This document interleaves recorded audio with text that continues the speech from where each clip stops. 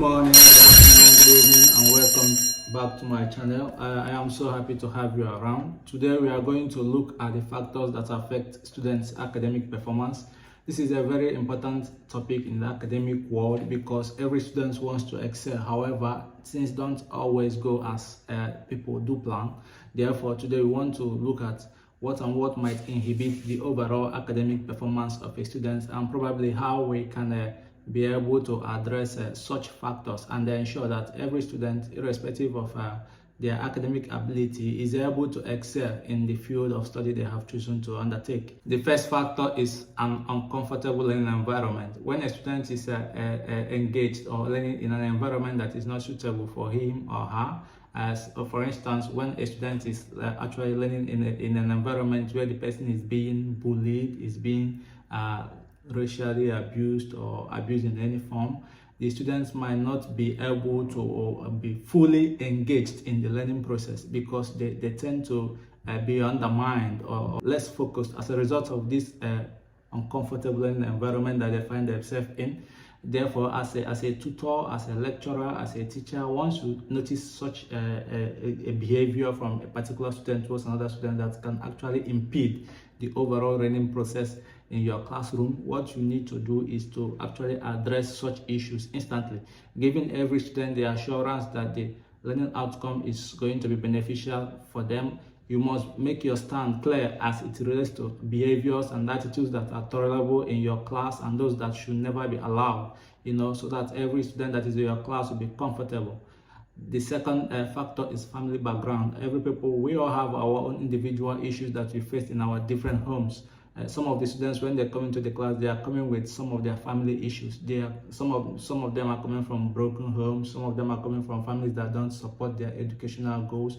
Some of them are coming from families that might not have the financial ability to sponsor their educational goals. So while they are actually in the class, they are basically thinking about how to be able to make up money to pay for their tuitions and other applicable expenses.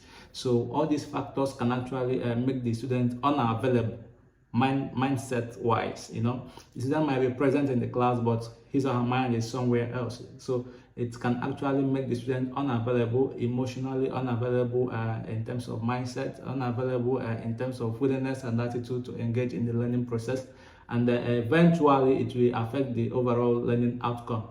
Therefore, as a tutor or as a teacher, if you notice a student that is somewhat unavailable, you should try to approach the student. Try to see all your students as a member of your family, understand them, get to know the issues they are facing, and see how you can always come in to help them in whatever issues they are facing. The third is the learning infrastructure, which can be in terms of the equipment and tools that are being used to deliver the learning process, or actually the tutor that is actually engaged in delivering the learning process. If you have the right infrastructure but a tutor that is not sound in terms of expertise and skill, you should expect that the learning process will be undervalued. If you also have a good tutor but poor managed infrastructures or overall poor infrastructures as regards to teaching, then you should also expect that learning outcome will be undervalued because all these things have to come together before the tutor can be able to deliver a perfect learning outcome. The fourth is a difficulty in understanding. Different people have their level of understanding. Therefore, we should also expect that some of your students might not be able to easily get in line with what we are delivering, because some people understand better by illustrations, others understand through verbal communication. So you must be able to combine all these factors together and ensure that in the course of your tutorship, you are using every possible learning process so that all the students in the class can be well engaged and follow on within the learning process. The fifth is teacher-student ratio. This is very important, especially in private institutions across the world, because sometimes when you get into a classroom, you can see an excessively high number of students within a single sitting.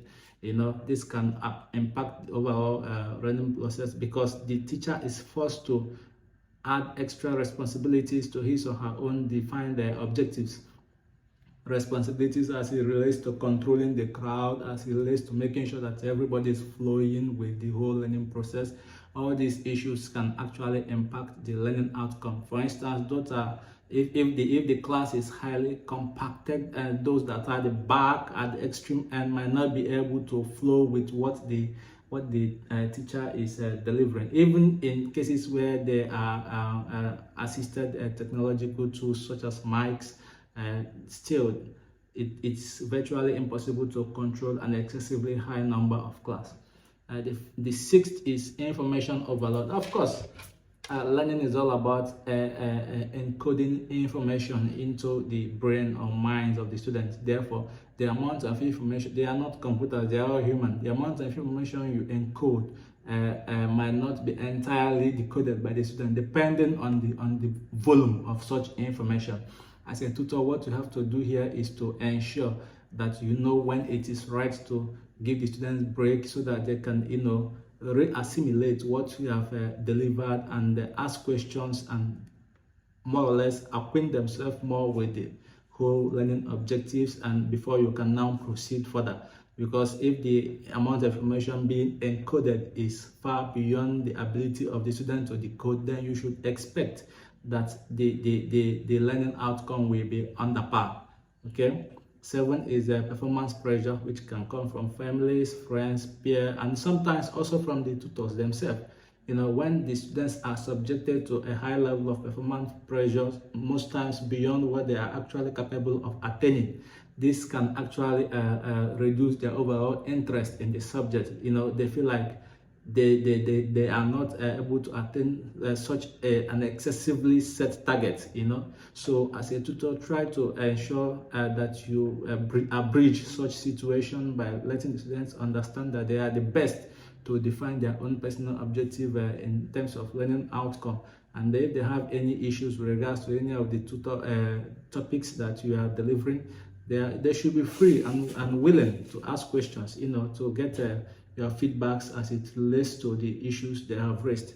The fourth is unhealthy lifestyle. Some students do believe that if you read up to night time, if you are always awake, if you don't eat much, you monitor your diet, all these things can affect your learning outcome positively, but it is not always the case. There is a required standard amount of sleep that an individual has to gain, and you must understand that academics is all about brain process. So you should also always ensure that you live a healthy lifestyle, eat right, sleep right, flow with the class, and if you ever face issues, never hesitate to ask questions, so that you can be able to go on with the actual learning process.